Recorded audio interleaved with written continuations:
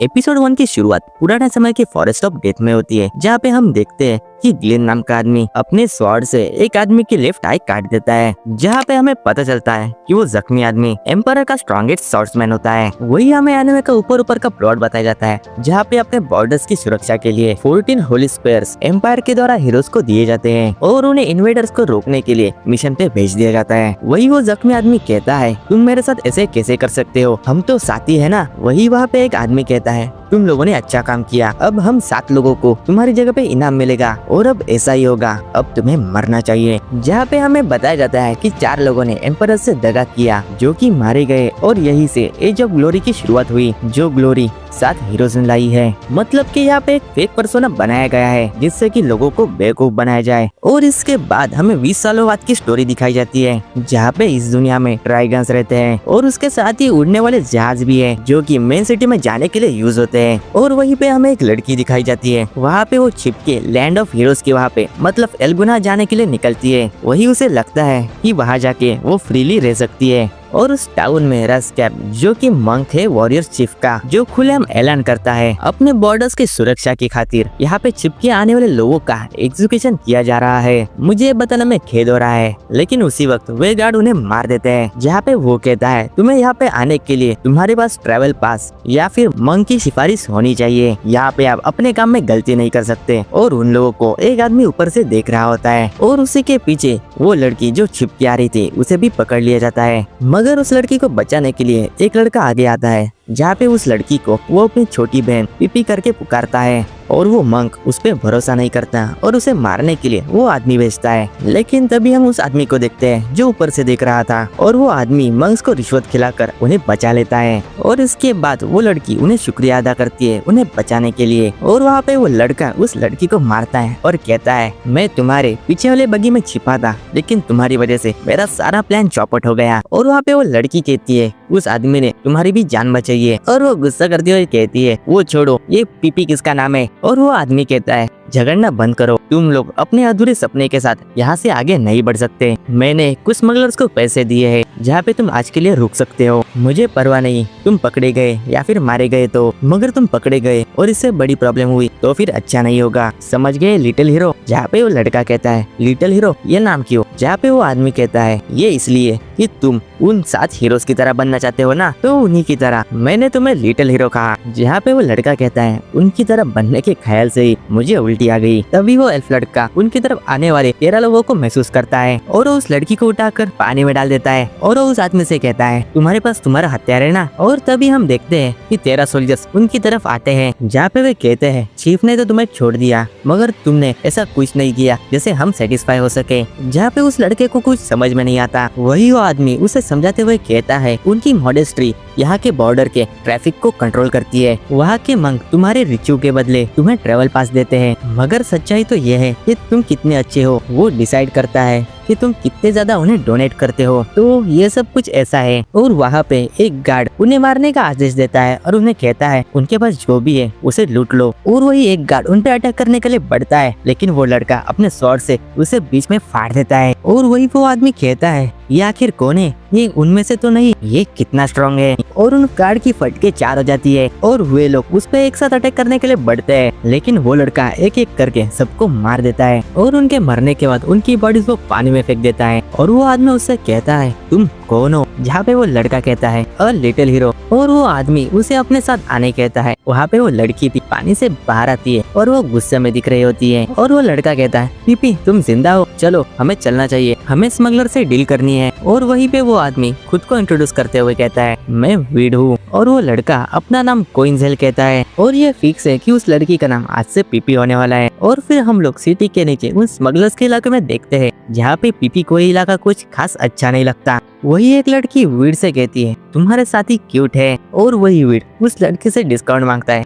जहाँ पे वो कहता है, मैंने बाकी के पैसे उन्हें बचाने के लिए चीफ को दे दिए। और वहाँ पे वो लड़की पहले तो गुस्सा करती है, मगर वो कोइंजिल की तरफ देखकर मान जाती है उन्हें स्मगलिंग करके दूसरी तरफ भेजने के लिए। और फिर कोइंजिल उस लड़की से मतलब स्मगलर्स के डीलर को मिलने के लिए जाता है। और फिर कोइंजिल उस लीडर लड़की से कुछ तो डील करता है, जहाँ पे वो लड़की कहती है सिविल वॉर के चलते तुम्हें वो कल की शिप पकड़नी होगी, जहाँ पे वो 7 हीरोज वॉर के चलते तुम्हारे सामने होंगे। और इस बारे में सोचते ही कोइंजिल के मन में एक सा रोमांच दिखता है। दूसरी तरफ हम मंक के चीफ को देखते हैं, जहाँ पे वो स्मगलर्स के इलाके में आ गया होता है, जो इस जगह को देखकर कहता है ये वही जगह है जहाँ मॉनेस्ट्री को बहुत कम ही डोनेशन आता है। और वही हम देखते हैं कि उसके साथ सोल्जर्स भी आए होते हैं और ये बात वहाँ के लीडर को बताई जाती है। और वही वो मंक सबसे कहता है हमें इंफो मिली है कि ये होटल स्मगलर से कनेक्टेड है और हम इस बात की जांच करने आए हैं। और वो इस जगह के मालिक को बुलाता है और अल्टिया बाहर आती है और वो कहती है मैं ईमानदारी से अपना काम करती हूँ, तुम्हारे इस बात का कोई तुम्हारे पास गवाह है? जहाँ पे वो चीफ एक विटनेस को आगे करता है, जहाँ पे उसकी गवाही सुनने के बाद चीफ उसे भी मार देता है और चीफ सबको कस्टडी में लेने के लिए कहता है। और वही पे अफरा तफरी मच जाती है, जहाँ पे चीफ पीपी को पकड़ लेता है और वही वीड लड़ने की ट्राई करता है। तभी वो कहता है कोइंजिल तुम कहाँ हो? जहाँ पे हमारे लिटिल हीरो ऊपर से एक बोट से एंट्री करता है, जिससे कि एक ही वक्त में कई सारे सोल्जर्स मारे जाते हैं। और कोइंजिल कहता है अब बताओ कितने बचे हैं? और वही वो चीफ गुस्सा होकर कहता है तुमने वन ऑफ द 7 हीरोज में से एक के आदमियों पर अटैक किया है। जहाँ पे कोइंजिल कहता है मेरा इंटेंशन ये तो पहले से ही था, और वो आखिरी बचे सोल्जर्स को भी मार देता है। जहाँ पे चीफ वहाँ से भाग जाता है और वही वो चीफ सोचता है एक अकेले ने सबको मार दिया।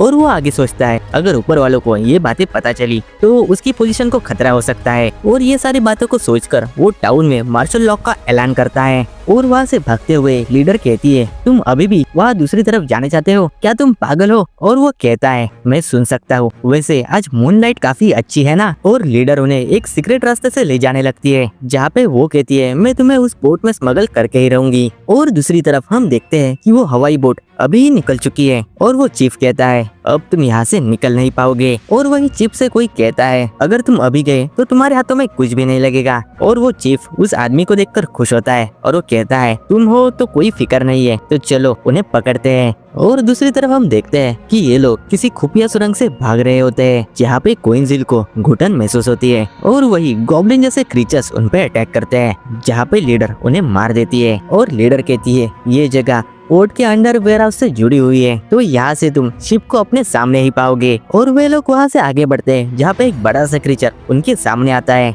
और लीडर उस क्रीचर को देखकर डर जाती है और वो क्रीचर उन पे अटैक करने के लिए बढ़ता है, जहाँ पे वे लोग उससे डॉज करते हैं। और कोइंजिल उस क्रीचर पर अटैक करने के लिए बढ़ता है, मगर उसके अटैक का कोई असर नहीं होता और वो क्रीचर कोइंजिल को पटक देता है। और वही वीड नोटिस करता है कि वो बोट जिसपे वे कल जाने वाले थे वो तो अभी ही जा रही है। और वीड गुस्सा होकर लीडर से इसके बारे में पूछने लगता है, जहाँ पे लीडर कहती है मार्शल लॉ के कारण ये शिप वहाँ पे कुछ ही देर तक रुकेगी और उसमें से छिप के जाने वाला प्लान तो पहले से ही फेल हो गया है। और वही पीपी होश में आती है और वो कहती है कि कोइंजिल कहाँ पे है? जहाँ पे लीडर कहती है कि वो तो मर गया और अब हम भी मरेंगे उसके हाथों। और वही वो क्रीचर उनकी तरफ बढ़ने लगता है, वही वीड उसे फाइट करने लगता है, जहाँ पे वीड अपने वेपन का इस्तेमाल करके उसे गिरा देता है। मगर इसके तुरंत बाद ही वो क्रीचर वीड को पटक देता है और इसके बाद वो क्रीचर उन लड़कियों की तरफ बढ़ता है। और तभी हम एक लाइट को देखते हैं, जहाँ पे हमें पता चलता है कि कोइंजिल तो अभी तक जिंदा है और वो छलांग लगाकर मॉन्स्टर के सिर पे लैंड करता है और एक ही कट में कोइंजिल उस मॉन्स्टर को मार देता है। और कोइंजिल वीड को वहाँ से जल्दी जाने के लिए कहता है, क्योंकि उन्हें शिप पकड़नी होती है। और सारे लोग इकट्ठा होते हैं, तभी उनकी तरफ एक लाइटनिंग अटैक होता है, जिसे सारे लोग डॉज करते हैं। जहाँ पे हम देखते हैं कि चीफ और उसके साथ एक आदमी होता है, जिसके पास एक मैजिकल स्वॉर्ड होती है। जहाँ पे चीफ कहता है इस मैजिकल स्वॉर्ड से ये तुम्हें मसल कर रख देगा। और यहीं पे ये एपिसोड एंड होता है। एपिसोड 2 की शुरुआत में चीफ उस स्वॉर्डमैन से कहता है उन्हें मारो, जहाँ पे उसके मैजिकल स्वॉर्ड में से चिल्लाने की आवाज आ रही होती है। जहाँ पे चीफ कहता है पहले ये तुम में से एक था, मगर मॉडेस्टी के पावर से ये सही रास्ते पे आया है। और वो आगे कहता है तुम भी इसकी तरह खुद को बदल सकते हो। और इस पे लीडर इनकार कर देती है और इस पे चीफ कहता है तो कोई बात ही नहीं है, इन्हें मार दो। और वो स्वॉर्ड्समैन उन पे अटैक करता है, जहाँ पे कोइंजिल उसके अटैक को डिफ्लेक्ट करता है। वही हमें पता चलता है कि उसके स्वॉर्ड से एक फेरी बंधी हुई है। उसके रोने के इम्पैक्ट से उस स्वॉर्ड का अटैक डबल हो जाता है और वही कोइंजिल उस फेरी के प्रति कंसर्न दिखाता है और तभी वो स्वॉर्ड्समैन वहाँ से जाने लगता है क्योंकि कोइंजिल ने उसके अटैक को रोका था, मतलब वो उसे मार भी सकता है। लेकिन चीफ उसे पैसों का लालच देता है और उन पे अटैक करने के लिए कहता है और उसके अगले अटैक से जमीन खुल जाती है जहाँ पे कोइंजिल नीचे आके गिरता है और इसके बाद देखते हैं कि वो 3 लोग अभी भी जिंदा है। और फिर हम कोइंजिल को देखते हैं जो कि एक अंधेरे कमरे से उठता है और वही वहाँ पे चीफ आता है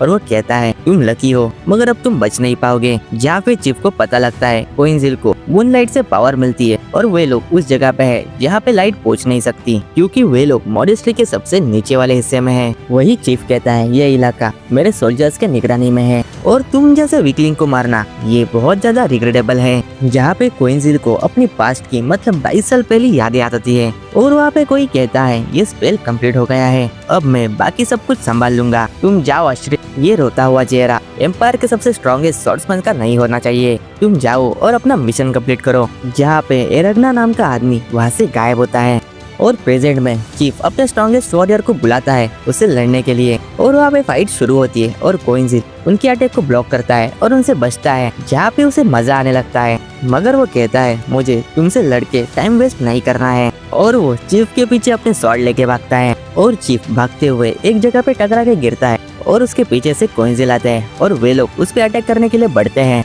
मगर कोइंजिल अपनी स्वॉर्ड जमीन में गाड़ देता है जहाँ से एक मैजिकल एनर्जी बाहर आती है जहाँ पे हम देखते हैं कि कई सारे स्वॉर्ड उन सोल्जर्स को मार देते हैं और चीफ को यहाँ पे क्या हुआ कुछ पता नहीं चलता और वो कहता है ये ट्रैप यहाँ पे है, ये मुझे भी नहीं पता, तो तुम्हें कैसे पता। और इसमें कोइंजिल कहता है मैं यहाँ से गया था, मेरे पास्ट में मुझे सब पता है। जहाँ पे हमें 22 साल पहले की कहानी बताई जाती है जहाँ पे एरगना कहता है हमारी फोर्स जब पोडोसा से लड़ी थी तब हमने ये फोर्ट जीता था। इस जगह पे कई सारे ट्रैप्स और मैजिकल सर्कल बनाए गए थे, इसे हमने कई सारे स्ट्रगल के बाद जीता था, अब बस इसकी यादें ही सब कुछ है। और प्रेजेंट में कोइंजिल कहता है मुझे ये भी पता है कि उस दरवाजे के पीछे क्या है और वही हम देखते हैं कि कोइंजिल उस चीफ को दरवाजे के आगे फेंक देता है और वहाँ पे एक आदमी होता है जो कहता है यहाँ पे चल क्या रहा है, ये मॉडेस्ट्री की सबसे सीक्रेट जगह है, यहाँ बस हाई लेवल के प्रीस्ट ही अलाउड है, यहाँ तक कि यहाँ पे 7 हीरो में से कोई अलाउड नहीं है, तो फिर तुम यहाँ पे क्या कर रहे हो।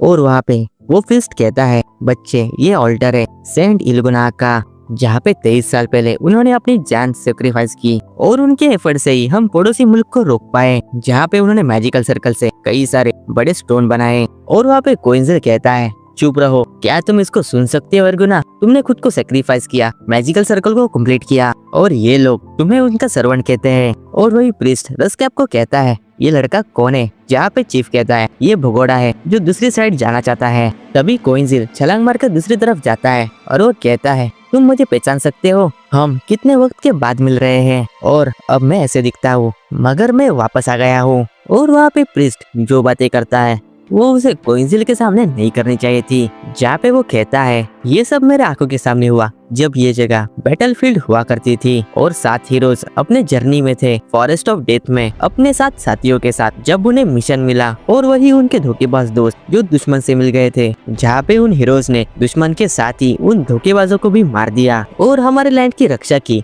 अपनी लाइफ रिस्क में डालकर। और उनकी वजह से ही ये वॉल मैजिकल सर्कल के द्वारा बनाई गई। और तभी हमें 22 साल पहले की स्टोरी बताई जाती है जहाँ पे कुछ वॉरियर्स कहते हैं एरगना तुम्हारा दिमाग तो ठीक है, हम अपने मिशन को कंप्लीट करके ही रहेंगे, इन कमजोर दुश्मनों को मारना कोई बड़ी बात नहीं है, हमें आगे बढ़ना चाहिए। और बाकी के लोग भी उसे सपोर्ट करते हुए कहते हैं हाँ हमें ये रिस्क लेनी चाहिए। और वहाँ पे एरगना पीछे जाने लगता है, शायद वो मैजिकल सर्कल क्रिएट करने के लिए, वही अश्रित भी उसके साथ चला जाता है, जहाँ पे वो अपने साथियों से कहता है चिंता मत करो, हम जल्दी तुम्हारे पास आएंगे, हम 14 लोग अपना मिशन कंप्लीट करेंगे और जिंदा वापस जरूर आएंगे। और प्रेजेंट टाइम में वो प्रीस्ट कुछ तो बड़बड़ा रहा होता है और वो कहता है और इस तरह से ये मैजिकल स्टोन बने। और वो आगे कहता है उस वक्त मैं एक साधारण मर्चेंट था, लेकिन ये सारा खुलासा मेरे सामने ही हुआ जिसने मेरी आंखें खोल दी और इसीलिए मैंने यहाँ पे मॉडेस्ट्री बनाई इस जगह को प्रोटेक्ट करने के लिए। और अब यहाँ से हम यहाँ की बॉर्डर की रक्षा करते हैं। और ये सब सुनकर कोइंजिल हंसने लगता है और वो एल्गुना से कहता है मेरे साथ ये सब होने के बावजूद भी 20 सालों बाद मैं वापस आया हूँ। और कोइंजिल वहाँ पे याद करने लगता है जहाँ पे किस तरह से उसके दोस्त उसके साथ रहते थे, लेकिन उन्होंने उसके साथ दगा किया और उन 7 लोगों ने उसके दोस्तों को भी मार दिया। जहाँ पे कोइंसिल मर के जिंदा कैसे हुआ या फिर वो एल्फ कैसे बना, ये एक अलग स्टोरी है, ये हमें आगे चल के पता चल ही जाएगा। और तभी कोइंसिल कहता है, मैं जा रहा हूँ एरगोना, तुमने एम्परर के लिए बहुत अच्छा काम किया, मगर इससे आगे अब मैं देखता हूँ। यहाँ पे वो अपनी स्वॉर्ड निकालता है और वो प्रीस्ट कहता है, ये तुम क्या कर रहे हो? और प्रीस्ट उसे रोकने के लिए रास्कैप को कहता है, लेकिन प्रीस्ट उस पर अटैक कर देता है। जहाँ पे कोइंसिल उसे आसानी से डिफेंड करता है और कोई वक्त न गवाते हुए वो उस मैजिकल सर्कल को मिटा देता है, जहाँ पे कई सारी एनर्जी की तरंगें बाहर निकलती है। और दूसरी ओर हम वीड के टीम को देखते हैं, जहाँ पे वीड को गार्ड ने घेर लिया होता है और वो कहता है अब कुछ नहीं हो सकता। मगर तभी वो नोटिस करता है वहाँ पे भूकंप आना शुरू होते हैं और एरगोना के मैजिकल सर्कल से जो स्टोन बने थे वो गायब होने लगते हैं, जिसके इम्पैक्ट से मॉडेस्टी टूटने लगती है और रास्कैप खुद को बचाने के लिए प्रीस्ट को आगे करता है। और दूसरी तरफ वीड नोटिस करता है ये मैजिकल स्टोन गायब हो चुके हैं और अब वो वॉल और मॉडेस्ट्री दोनों गायब हो चुके हैं, जिससे घबराकर सोल्जर्स वहाँ से भागने लगते हैं और वही लोग रास्ते पे उतर आते हैं, क्योंकि अब वो दूसरी तरफ मतलब सेफ साइड में जा सकते हैं। और वही कोइंसिल वहाँ से बाहर आता है, जहाँ पे उसकी याद में हमें पता चलता है कि एरगोना ने कोइंसिल के सामने ही वो मैजिकल सर्कल क्रिएट किया था। अब उसे डिस्ट्रॉय करने के बाद कोइंसिल रोते हुए कहता है, एरगोना मैं उन्हें मारने के लिए जा रहा हूँ। और दूसरी तरफ हम रास्कैप को देखते हैं, जहाँ पे वो जिंदा होता है मगर वो फंसा हुआ होता है और वही वो उस स्वॉर्ड्समैन को उसे बचाने के लिए कहता है, मगर वो उसे नहीं बचाता। और वहाँ पे आग बबूला हुए लोग रास्कैप को मारने के लिए वहाँ आते हैं। उन्हें देखकर स्वॉर्डमैन वहाँ से चल जाता है, मगर हमें पता नहीं कि वो चीफ जिंदा है या फिर मर गया। और यहाँ पे हमारी टीम वीड किसी का प्राइवेट जेट लेके वहाँ से भाग लेते हैं, जहाँ पे वो मेन शिप की ओर रवाना होते हैं। और उसके साथ ही हम कोइंसिल को भी देखते हैं, जहाँ पे वो एक ड्रैगन चुरा के उनके साथ साथ उड़ रहा होता है। और उसके अपोजिट साइड में 7 हीरोज #विलन्स उस वॉल को डिसअपियर होते हुए देख रहे होते हैं, जहाँ पे साधारण लोग उन्हें चेयर करने लगते हैं और अपना कोइंसिल उड़ते हुए उन्हें मारने के लिए वहाँ पे जा रहा होता है। और इसी के साथ ये एपिसोड यहाँ पे एंड होता है। तो एपिसोड के शुरुआत में हम किसी मून टेम्पल में देखते हैं, जहाँ पे एक प्रीस्ट नहा रही होती है, जहाँ पे उसकी तरफ मून से वेव्स आती है और वो रोते हुए कहती है कॉस्मिक लॉस बदलने वाले हैं। फिर हम कोइंसिल को देखते हैं, जहाँ पे वो उड़ते हुए 7 हीरोज के लैंड में जा रहा होता है। तभी उसे एक शिप टक्कर मार देती है और उसी शिप में से एक आदमी कहता है, मुझे लगा ही था कि तुम यहाँ आओगे। और उस आदमी की एक साथी उस पे एरो से अटैक करती है, जहाँ पे वो एरो कोइंसिल को हिट करता है और वो सीधे कैसल के सामने जाके गिरता है, जहाँ पे लोगों की भीड़ होती है। और वही 7 हीरोज वहाँ पे आ जाते हैं, जहाँ पे ग्लेन को देखते ही कोइंसिल उसे मारने के लिए बढ़ता है, लेकिन वहाँ के गार्ड अपने पावर से उसे पैरालाइज कर देते हैं। जहाँ पे कोइंसिल हिलने की कोशिश करता है, अपने मून की पावर से वो थोड़ा बहुत भी हिल जाता है, लेकिन वे लोग उसे बंदी बनाते हैं। वही वहाँ के लोग कहने लगते हैं, उसे मार दो, उसे एग्जीक्यूट करो। लेकिन वहाँ पे ग्लेन उसे छोड़ने की बात करता है और वो कहता है, जो लोग बॉर्डर लाइन पे रहते हैं उन्होंने अपनी जिंदगी में बहुत ज्यादा सफर किया है और उन वॉल्स के कारण हम उन पे ज्यादा ध्यान नहीं दे पाए, तो फिर उनसे हम इस तरह का बिहेव एक्सपेक्ट कर ही सकते हैं। हमें इसे सजा नहीं देनी चाहिए, हमें इन जैसे वीक लोगों की मदद करनी चाहिए। और ये सब कह के वे लोग वहाँ से चले जाते हैं, जहाँ पे लोग उन्हें चेयर करने लगते हैं। वही कोइंसिल सोचता है, मैं समझ गया, ये सब पाने के लिए तुमने हम चारों को मार दिया और हमें देशद्रोही घोषित किया। पिछले 20 सालों में मैं बॉर्डर लाइन में घूमता रहा यहाँ तक पहुँचने के लिए, और जब मैं यहाँ तक आया तब तुमने ये सब कमा लिया। फिर हम उन लोगों को देखते हैं जिन्होंने कोइंसिल पे अटैक किया था, और वहाँ पे कोई कहता है, रोजेल तुम इस जगह पे क्या कर रहे हो? और वही रोजेल को पता चलता है कि उन लोगों ने कोइंसिल को छोड़ दिया है। फिर हम कोइंसिल को देखते हैं, जहाँ पे उसे छोड़ने के बाद वो हैरान होता है और निराश भी, जहाँ पे वो बारिश में कहीं भीगता हुआ चला जा रहा होता है। तभी उस पे कोई ड्रैगन से अटैक करता है और उसे पकड़ के हवा में ले जाता है, जहाँ पे वीड की टीम उसे नोटिस करती है और वो आदमी कोइंसिल को हवा में ही मारने की कोशिश करता है, जहाँ पे वीड अपनी शिप उससे टकराता है, जिसके इम्पैक्ट से सारे लोग जमीन पे गिर जाते हैं और वही कोइंसिल बेहोश होता है, जहाँ पे वो आदमी उसे मारने के लिए आगे बढ़ता है, जिसके बीच में पीपी आती है। और हम वीड को देखते हैं जो कि जख्मी हालत में होता है और वो कहता है, मैंने इसे कहीं देखा है। और वही वो आदमी कहता है, अगर तुम साइड में नहीं हटे तो मैं तुम दोनों को मार दूंगा। और पीपी कहती है, तुम इसे मारना क्यों चाहते हो? जहाँ पे वो अटैक करता है और पीपी डर के मारे कोइंसिल को उठाने की कोशिश करती है। तभी वीड कहता है, प्रिंसेस? वाह हाँ, वो एक लड़की है। जहाँ पे वो प्रिंसेस कहती है, वीड तुम यहाँ पे क्या कर रहे हो? और वीड उससे ही पूछता है, तुम यहाँ पे क्या कर रही हो, वो भी इन कपड़ों में। फिर हम कैसल के अंदर देखते हैं जहाँ पे कोई कहता है वो लड़का बॉर्डर लाइन का हीरो है। और वही रोजेल कहता है बॉर्डर लाइन में जब रेबल्स ने हमला किया था जिससे लोगों ने बहुत ज्यादा सफर किया, मगर 3 वीक पहले उन्हीं रेबल्स को एक सिंगल आदमी ने मार दिया और वो और कोई नहीं क्वींजिल है। और वहाँ पे एक लड़की कहती है वो इतना स्ट्रॉन्ग तो नहीं लगता, और जिसके जवाब में रोजेल कहता है मैं उतना स्ट्रॉन्ग भी नहीं हूँ जिससे मैं उसे रोक सकूं। फिर हम वीड को देखते हैं जहाँ पे उसे पता चलता है कि क्वींजिल ने लॉर्ड क्रेट को मार दिया होता है। इस बात पे उसे भरोसा नहीं होता और वो प्रिंसेस कहती है मैं अपना बदला ले रही हूँ। और वो चिल्ला के कहती है मैं थर्ड प्रिंसेस अना अपने भाई की मौत का बदला मैं तुमसे लूंगी। और वो क्वींजिल को मारने के लिए उसकी तरफ बढ़ती है जहाँ पे पीपी उनके बीच में आती है, लेकिन क्वींजिल टाइम रहते उसे साइड कर लेता है जहाँ पे उसका अटैक क्वींजिल के पैर को लगता है। लेकिन क्वींजिल पलक झपकते ही उसका हेलमेट तोड़ देता है और वो अपनी तलवार उसके गले पे रख देता है जिससे प्रिंसेस के फटकी जार हो जाती है। और हम देखते हैं इन सब के बाद क्वींजिल बेहोश हो जाता है। फिर हम देखते हैं कि इन लोगों ने क्वींजिल को सेफ जगह पे लाया है और किसी महल में कोई मेयर से कहता है लैंडग्रेव की मिलिट्री आई है, जिसे सुनकर वो खुश होता है और वो कहता है जब से बाहर के लोग यहाँ पे आए हैं तब से चीजें सीरियस हो गई है, जहाँ पे वो इस टकले को देखकर चौंक जाता है। और तभी हम देखते हैं कि बॉर्डर लाइन के लोग वहाँ पे टेंट लगा के रह रहे हैं उस स्टोन वॉल के गिरने के बाद। वही मेयर को इस बात की चिंता सता रही होती है और वो मिलिटेंट कहता है सब कुछ मुझ पे छोड़ दो। फिर हम टाउन में देखते हैं जहाँ पे पीपी को उसी के क्लैन का एक बच्चा मिलता है जहाँ पे वो लड़का अपना नाम सैफी कहता है और वो उसे अपना नाम बताने ही वाली होती है। तभी वहाँ पे लीडर आती है। भाई मैं इसे लीडर क्यों बोल रहा हूँ, इसका नाम क्या है? हाँ अल्टेया। हाँ वहाँ पे अल्टेया आती है और वो नोटिस करती है कि वो लड़का पीपी के ही रेस वाला है। और वही जेफी के फैमिली वाले और भी लोग आते हैं जो अल्टेया को पहचानते हैं, जहाँ पे अल्टेया ने उनके फैमिली को छिप के यहाँ पे आने के लिए मदद की थी और यहाँ पे आके वो बहुत ज्यादा खुश है। और वही वो लड़का पीपी को अपने साथ चलने के लिए कहता है जहाँ पे उनके रेस वाले मिलके एक विलेज बसाना चाहते हैं जो वॉर से खत्म हुआ था। फिर हम क्वींजिल को देखते हैं जो अपनी आंखें खोलता है और वहाँ पे प्रिंसेस कहने लगती है उसने मेरे भाई को मारा है और तुम उसकी साइड ले रहे हो। वो वीड की लॉयल्टी पर सवाल खड़ी करती है जहाँ पे वीड उससे समझाते हुए कहता है लॉर्ड क्रेट ऐसे पॉइंटलेस रिवेंज नहीं लेना चाहेंगे। और वही क्वींजिल कहता है अगर तुम मुझे मारना ही चाहते हो तो तुम मुझे मार सकते हो। और तभी हम देखते हैं कि वीड उसे एक जोरदार पंच मारता है और वो कहता है अब तुम्हारे मूड को क्या हुआ अचानक, तुम्हें एक अधूरा काम पूरा करना है मैन ऑफ ब्लैक सॉर्ड। मैं जो कहने वाला हूँ वो काम बस क्वींजिल ही कर सकता है, इसलिए इसे मैं तुम्हें मारने नहीं दूंगा। वो कहता है मुझे एक लड़की को बचाना है, उसका नाम स्कैरन है जो सेकंड प्रिंसेस है इनके क्लैन की। वो बड़ी बहन है आन और क्रेट की जिसे तुमने मारा। फिर हमें 1 महीने पहले की स्टोरी बताई जाती है जहाँ पे स्कैरन पास के पावरफुल क्लैन से निगोशिएट करने जा रही थी। तब वीड उसका बॉडीगार्ड था इस मिशन के लिए। तभी कुछ लोग आए और उन्होंने प्रिंसेस को किडनैप कर लिया। क्वींजिल हमें तुम्हारी मदद चाहिए उसे बचाने के लिए, जहाँ पे क्वींजिल हेजिटेट करता है और वीड उससे कहता है क्या तुम अब डर रहे हो? तुम हीरो हो बॉर्डर लाइन के, तुमने अकेले ही कई सारे रेबिलियंस को मारा है। मुझे लगता है उस वॉल को गिराने के पीछे भी तुम्हारा ही हाथ है, तो एक लड़की को बचाना तुम्हारे लिए कौन सी बड़ी बात है, तो प्लीज उसे बचाओ।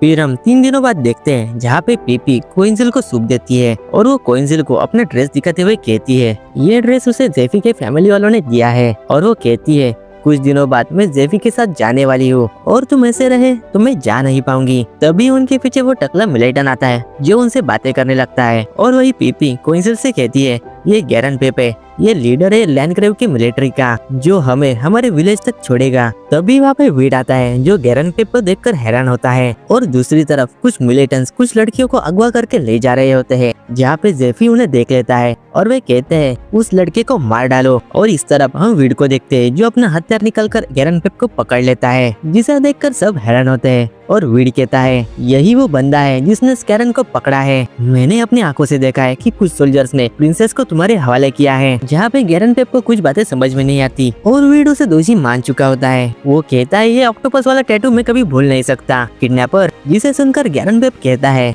मैं तो लैंडग्रेव के मिलिट्री का सोल्जर हूँ, जहाँ पर वो खुद को फेरी सोल्जर कंसिडर करता है। और वीड उससे कहता है फेरी जैसी कोई बात तुम्हारे चेहरे में नहीं है टकले, जिसे सुनकर वो गुस्सा होता है और वो वीड को उसके हथियार समेत गिरा देता है। तभी वहाँ पे जेफी आता है उनसे मदद मांगते हुए और वो गैरन पेप के पीछे छिपता है और उसके पीछे लगे हुए सोल्जर्स वहाँ आते हैं और गैरन पेप उन्हें मार देता है और जेफी उन किडनैपर्स के बारे में उन्हें बताने लगता है। तभी वहाँ पे और भी वो लोग आते हैं जो उन लोगों को घेरते हैं और वे लोग कहते हैं उस लड़की को हमारे हवाले कर दो, जहाँ पे गैरन पेप अपने स्वॉर्ड उन्हें दिखाता है और वो अपनी पोस्ट उन्हें बताने लगता है। और तभी एक बंदा हंसने लगता है। वो कहता है तुम फॉर्गस के आदमी हो, तो हम इसे अभी सेटल करते हैं। जहाँ पे वो अपनी स्वॉर्ड दिखाता है, जो स्वॉर्ड बस कमांडिंग ऑफिसर्स के पास होती है, और वो कहता है फॉर्गस ने हमें एक सीक्रेट मिशन में भेजा है और मिशन के दौरान हम कुछ भी करें 7 हीरोज हमेशा हमें प्रोटेक्ट करेंगे। और वो आदमी अपनी स्वॉर्ड दिखाते हुए कहता है हमारी बात न मानना मतलब लॉर्ड थैमरवेज की तौहीन करना। और वे लोग उस लड़के को अपने हवाले करने के लिए कहते हैं। जहाँ पे थैमरवेज का नाम सुनकर गैरन पेप वहाँ पे कुछ नहीं करता और वे लोग जेनिफ को पकड़ने के लिए आगे बढ़ते हैं और कोइंजित उनके टुकड़े कर देता है। और ये सब चीजें इतनी स्पीड के साथ हुई कि किसी को पता नहीं चलता।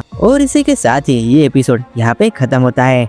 एपिसोड 4 की शुरुआत में वे लुटेरे जेफी को पकड़ने आते हैं, जहाँ पे कोइंजिल उन्हें मारता है और सोल्जर की फटके 4 हो जाती है। और तभी कोइंजिल कहता है मुझे लगा कि तुम्हें मारने पर थेमावेरिस्ट तुम्हें बचाने आएगा। जहाँ पे वो लुटेरा अपनी स्वॉर्ड दिखाता है और कोइंजिल उसके स्वॉर्ड के साथ ही उसका हाथ भी काट देता है। और वो आदमी मदद के लिए गेरन पेप के पास जाता है, जहाँ पे गेरन पेप उस पे अपना गुस्सा निकालता है। और तभी वहाँ पे फार्गोस आता है और वो कहता है यह आखिर चल क्या रहा है। वही गेरन पेप उसे बिग ब्रदर करके पुकारता है। ये सुनकर सारे लोग हैरान हो जाते हैं और वो आदमी मदद मांगने के लिए फॉर्गस के पास जाता है, जहाँ पे फॉर्गस उसे जान से मार देता है। और वो उस कास्ट स्वॉर्ड को देखते हुए कहता है इसमें कोई डाउट नहीं है कि इसे मैंने ही बनवाया है, मगर महीने भर पहले तो ये चोरी हो गई थी और यही बात मुझे सता रही थी, क्या पता ये इनके हाथ में कैसे लग गई। और वही गेरन पेप कहता है अच्छा तो ऐसे ही हुआ था, तुम कभी इन लोगों के साथ काम नहीं कर सकते। और वही फॉर्गोस कोइंजिल के स्वॉर्डमैनशिप की तारीफ करता है, ऐसे लोग जो लैंडग्रेव की रेपुटेशन को मिट्टी में मिलाते हैं। और दूसरी तरफ तुम, वैसे तुम्हारा नाम क्या है? वही कोइंजिल अपना नाम उसे बता देता है। वही जेफी कोइंजिल की तारीफ करता है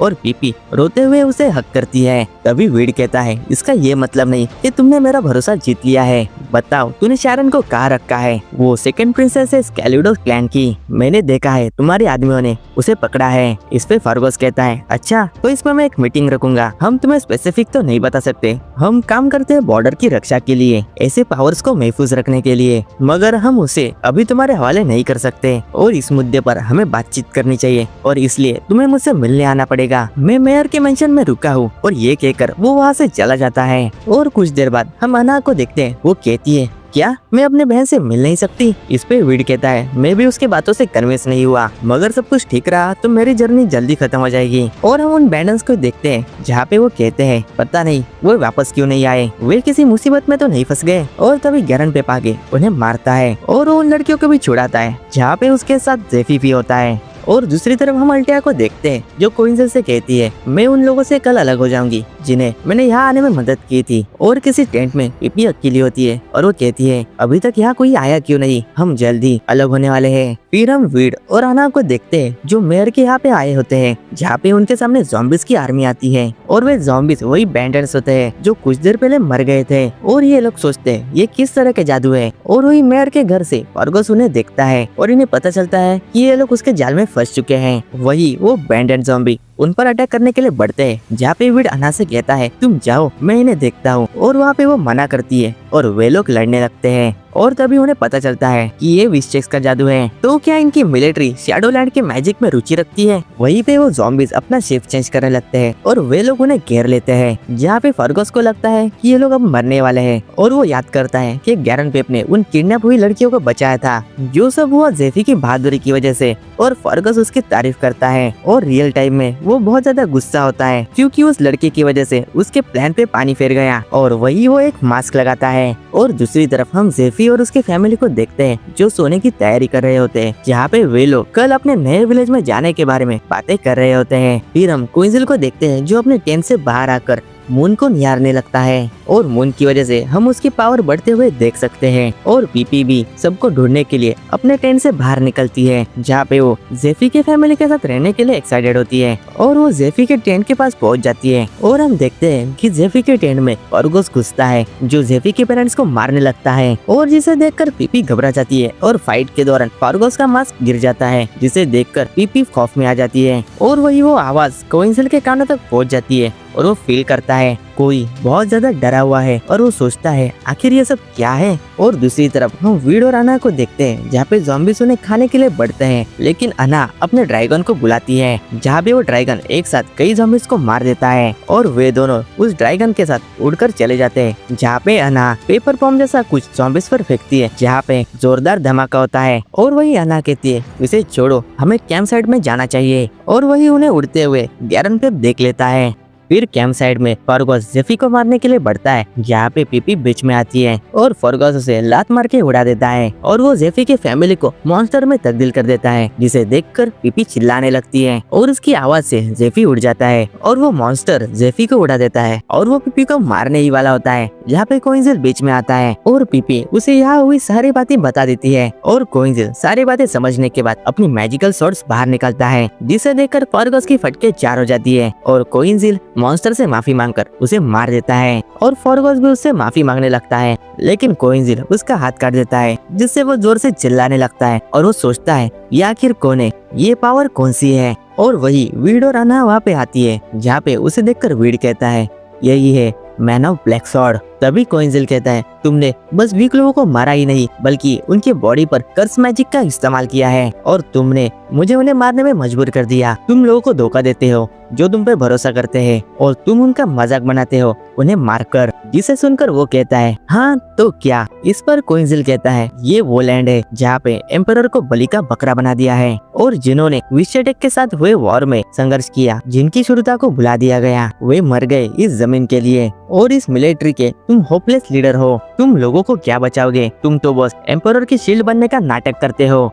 और वही फॉर्गस कहता है तुम्हें पता नहीं तो कुछ भी मत बोलो। और इस पर कोइंजिल कहता है अब कुछ फर्क नहीं पड़ता, उनके पास कितनी भी ताकत हो, मैं अपना बदला जरूर लूंगा चाहे कुछ भी हो जाए। और वहाँ पे फॉर्गस कहता है तुम क्या बड़बड़ा रहे हो। और इस पे कोइंजिल कहता है ये सब समझने की तुम्हें जरूरत नहीं है। तभी सारे सिविलियंस शोर की जगह पे आते हैं जहाँ पे वो देखते हैं कोइंजिल ने फॉर्गस पर हथियार रखा है, जहाँ पे वे फॉर्गस को कोइंजिल से बचाते हैं और फॉर्गस एक स्माइल देता है और वे लोग कोइंजिल को मॉन्स्टर कहते हैं। वहीं पे पीपी उन्हें समझाने की ट्राई करती है और तभी अना अपने ड्रैगन के साथ आकर कोइंजिल को वहाँ से ले जाती है। और कहीं सेफ जगह पे आने के बाद वीड कहता है आखिर तुमने अपने ब्लैक स्वॉर्ड्स दिखाई दी। और कोइंजिल अना से कहता है मुझे ये कहने में बुरा लग रहा है, मुझे अपना अधूरा काम पूरा करना है। तो अना अब मैं तुम्हें मुझे मारने नहीं दूंगा। और किसी टेंट में पीपी वहाँ हुई सारी बातें उन्हें बताने लगती है जहाँ पे वे लोग उस पे भरोसा नहीं करते और उस पे गुस्सा होकर पीपी वहाँ से चली जाती है। फिर हम अना को देखते हैं जो कोइंजिल के पास आती है और कोइंजिल कहता है क्या तुम अपना बदला लेने आई हो। लेकिन अना कोइंजिल से माफी मांगती है और वो कहती है मुझे मेरे भाई की मौत का दुख है और मैं उसे छिपा नहीं सकती। मुझे लगा कि रिवेंज लेकर ये दुख कम हो सकता है, मगर सच्चाई तो ये है कि तुमने उसे बचाया है। और अना उसे माफी मांगने लगती है जहाँ पे कोइंजिल उसे माफ कर देता है और ये एपिसोड यहीं पे खत्म होता है।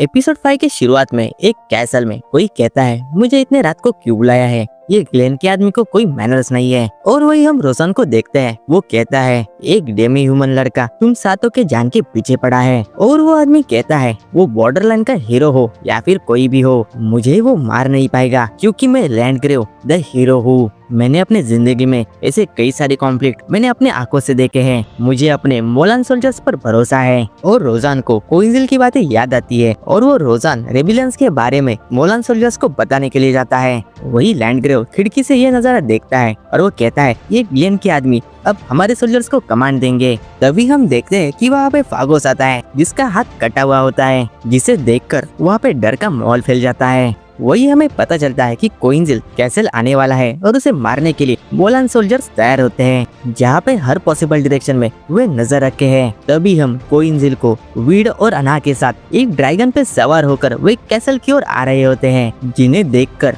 फाइट के लिए सारे लोग तैयार होते हैं और वे फ्लाइंग ड्रैगन्स कोइंजिल के पीछे लगते हैं। तभी वे गार्ड्स उन पे एरोस से अटैक करने लगते हैं, उनसे बचते हुए वे आगे बढ़ते हैं। तभी वे गार्ड एक बड़ा सा वेपन निकालते हैं जिसे वो मैजिकल तोफ कहते हैं, जिसे देखकर वीड की फट जाती है और वे लोग मशीन को सेट करने लगते हैं। वे कहते हैं इस मशीन ने विस्कटेज के फोर्स को खत्म किया है, ये बड़ी ज्यादती होगी उन पर, मगर उन्होंने फागोस का हाथ काटा है और हमें उन्हें दिखाना होगा कि इसकी क्या भयानक सजा होगी। तभी हम कोइंजिल की पास्ट की यादें देखते हैं जहाँ पे कोई कहता है हम अपनी जमीन हार रहे हैं, हम एम्परर्स की रक्षा कैसे करेंगे। और वे दो लोग अर्चित मतलब अपने कोइंजिल और उस लैंडग्रेव से कहते हैं हमने कैप्चर की उस जादुई तोप की जांच कैसी चल रही है। इस पे अर्चित कहता है मुझे माफ कर दो मगर हमें थोड़ा सा वक्त चाहिए। और इस पे वो आदमी कहता है माफी क्यों मांग रहे हो, ये तो हमारा काम ही है। अगर ये काम तुम्हें जल्दी नहीं किया तो हम मोनार्क सोल्जर्स एनिमीज को खुद से ही मार देंगे।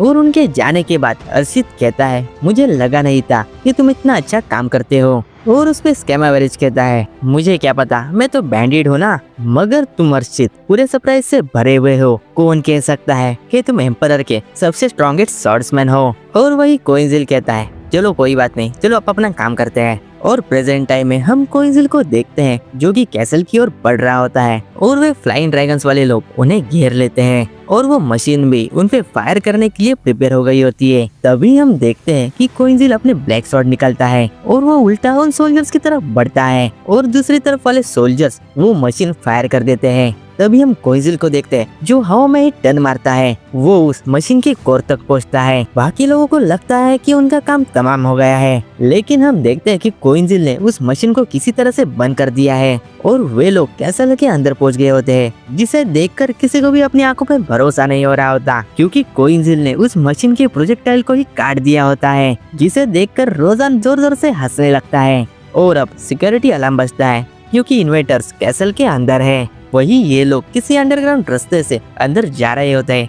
वही अंदर उन्हें गेरनपेन मिलता है। वो कहता है तुम लोग यहाँ पे क्या कर रहे हो। इस पे कोइंजिल कहता है समझाने का वक्त नहीं है, मुझे लैंडग्रेव से मिलना है। वही वीड और आना कहते हैं फागोस कहाँ है। वही आना कहती है मेरी बहन के साथ तुम लोगों ने क्या किया। और वही कोइंजिल कहता है हमें अंदर जाने दो। जहाँ पे गैरनपेप कहता है तुम उन्हें ढूंढ नहीं पाओगे, वे लोग इस पैसेज वे के एंड में है। वो एक श्राइन है जो ऑथराइज्ड रूम है। और वहाँ पे कोइंजिल कहने लगता है लेकिन ये बातें तुम हमें क्यों बता रहे हो, तुम तो उनके साथ हो ना। तभी गैरनपेप उन्हें कहने लगता है मैं उस रात वही था, मैंने देखा मेरे भाई का वो फॉर्म। और वो जोर जोर से रोने लगता है। वो कहता है मुझे लगा था कि मैं अच्छे साइड में हूँ, मैं अपना ईमानदारी से काम कर रहा हूँ, लेकिन वो झूठी प्राइड और वो पोस्ट और इन सब बातों का उसे रिग्रेट होता है और वो अपनी गलती मानने लगता है। वो कहता है शारेन को उसी ने फार्गोस के हवाले किया था, वो भी इसी रास्ते से, जिसे सुनकर वीड उसे पकड़ लेता है। वो कहता है मुझे बताओ शारेन कहाँ पे है। और आना को लगता है कि वो झूठ बोल रहा है क्योंकि उन्हें पकड़ सके। तभी कोइंजिल कहता है मुझे तुम पर भरोसा है, मुझे नहीं लगता कि ये झूठ बोल रहा है। मैं कभी अपने जिंदगी में कैरेक्टर्स को अच्छी तरह से जज नहीं कर पाया, मगर मुझे लगता है कि ये सच बोल रहा है। वही कोइंजिल गैरनपेप को उन्हें फार्गोस और लैंडग्रेव की यहाँ पे ले जाने के लिए कहता है। फिर हम श्राइन में देखते हैं जहाँ पे लैंडग्रेव फार्गोस से कहता है क्या तुम्हें दर्द हो रहा है, जिसने तुम्हारा हाथ काटा वो हमारे पीछे आ रहे हैं, मुझे पता है तुम उन्हें रोक लोगे। दूसरी तरफ हम गैरनपेप को देखते हैं जो श्राइन की ओर बढ़ रहा होता है, लेकिन वो गार्ड उन्हें रोकता है और वो कहता है मैं लड़कियां लाया हूँ तो हमें अंदर जाने दो। जहाँ पे गार्ड उन्हें देखकर डोर ओपन करता है और वहाँ पे वो 3 लड़कियों को देखने लगता है, जहाँ पे हमें पता चलता है कि गैरनपेप ने उन तीनों का मेकअप किया होता है क्योंकि वो उन्हें अंदर ले जा सके। वही गैरनपेप कहता है मैं इन्हें खुद से ही फार्गोस को दूंगा क्योंकि इन्हें मैंने लाया है। तभी हम फार्गोस को देखते हैं जो वहाँ पे आता है। वो कहता है तुमने मुझे यहाँ पे क्यों बुलाया है, उन लड़कियों को रोको और यहाँ से चले जाओ। जहाँ पे गैरनपेन कुछ कहता है मेरा जानना जरूरी है, वो क्या है, वो सच मुझे दिखाओ। और वही गैरनपेन आगे कहता है उन मैडम्स का क्या हुआ जिन्हें मैंने तुम्हारे हवाले किया, मैं जानना चाहता हूँ तुम्हारा मकसद इस सब के पीछे। और वही फार्गोस कहता है अचानक से तुम ऐसी बातें क्यों कर रहे हो। और वही गैरनपेन उसे बताने लगता है कि उस दिन उसने वो सब देखा कि उसके भाई ने फेजी के पेरेंट्स को मॉन्स्टर में तब्दील किया। और वही फार्गोस उसे मैनिपुलेट करते हुए कहता है वे लोग तो हमारे दुश्मन थे और उस मेडन्स को हमने फेरी ब्लड पावर के लिए कैप्चर किया था, जिनका इस्तेमाल करके हम अपने दुश्मनों को खत्म करेंगे। मेरे बचपन में मुझे वो कर्ज दिया गया था। और ये सारी झूठी बातें बताकर वो उसे मैनिपुलेट करने लगता है। और वही गैरनपेप पेन उसकी बातों पे भरोसा करने लगता है। वही फागोस कहता है, लैंडग्रेव के मिशन में ऐसी प्राइवेसी तो रखते हैं, मुझे माफ कर दो गैरन पेप, मैंने तुमसे बातें छिपाई। और वही गैरन पेन कहता है, मुझे माफ कर दो भाई, मैंने तुम पे शक किया। और वही गैरन पेन कहता है, देखा सुना तुम लोगों ने। और फागोस को सारी बातें पता चल जाती है और वो गैरन पेप पर पीछे से अटैक करता है। वो कहता है, इन तीनों को तुमने यहाँ पे लाया। और वो अपने टेंटिकल से उसे पकड़ लेता है। वो कहता है, गैरन पेन मुझे अब तुम्हारी कोई जरूरत नहीं है। और वो उसे मारने के लिए बढ़ता है। तभी कोइंजिल बीच पे आकर उसका अटैक रोकता है। और वही कोइंजिल कहता है, तुम्हारी मीठी बातों से मुझे डायबिटीज हो जाएगा। और दूसरी तरफ हम देखते हैं कि गैरन पेप तो जिंदा है। और वही कोइंजिल कहता है, बस करो, मैंने गलती की तुम्हें जिंदा छोड़कर। और वही फागोस डील करते हुए कहता है, मैं तुम्हें उन लड़कियों को दे दूंगा और उन्हें लेकर तुम चले जाओ। क्या फायदा, अपने बॉर्डरलैंड के हीरो की रेपुटेशन तुम इस तरह से मिट्टी में मिला रहे हो। एक लड़की के लिए तुम इतना बड़ा कदम क्यों उठा रहे हो। और वही कोइंजिल रिवील करता है, वैसे भी मेरा मकसद लैंडग्रेव को मारना है। जिसे सुनकर सारे लोग हैरान होते हैं। और वही फागोस हंसते हुए कहता है, गैरन पेन तुम जानना चाहते थे ना उन लड़कियों के साथ क्या हुआ। और वहाँ पे वो अपने अंदर से उन लड़कियों की लाशों को बाहर निकालता है, जहाँ पे उसने उन्हें मॉन्स्टर में तब्दील किया होता है, जिसे देखकर कोइंजिल को शॉक लगता है। और ये एपिसोड यहीं पे ही एंड होता है।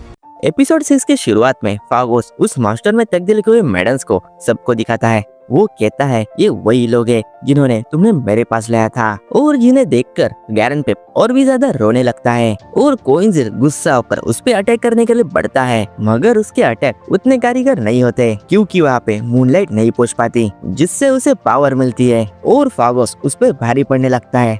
और तभी वे मिलकर उस पर अटैक करते हैं, जिससे बचते हुए फागोस कोइंजिल की स्वॉर्ड उड़ा देता है। और तभी गैरन पेप कोइंजिल को अपनी स्वॉर्ड देता है, जिससे कोइंजिल फागोस का फालूदा बना देता है। और फागोस के मरने के बाद कोइंजिल कहता है, इन्हें अपने हाल पे छोड़ो और आगे चलो। फिर हम आज से 22 साल पहले की स्टोरी देखते हैं, जहाँ पे लैंडग्रेव और अर्शित अपने सोल्जर्स को देख रहे होते हैं, जहाँ पे वे एक बैटल जीत के आ रहे थे। और किसी रात में अर्शित कहता है, तुम अब काफी बदल गए हो, तुम अब वो बैंडिट नहीं रहे। फिर हम प्रेजेंट में हम लैंडग्रेव को देखते हैं, जहाँ पे वो प्रिस्ट कहते हैं, पता नहीं लॉर्ड फार्गोस कहाँ रह गए, क्या हमें उन्हें जाकर देखना नहीं चाहिए। और वही लैंडग्रेव कहता है, कोई जरूरत नहीं है, वो किसी भी क्षण आता ही होगा, इससे इम्पोर्टेंट काम हमें करना है। जहाँ पे हम देखते हैं कि प्रिंसेस शैरन को उन्होंने बांध के रखा है, जिनके क्लैन के मेंबर्स ने फेरी ब्लड होता है, जिसकी लैंडग्रेव को जरूरत है। वो इनके ब्लड से क्या करना चाहता है वो हम आगे जानेंगे। वो कहता है, इसे नजदीक से निहारो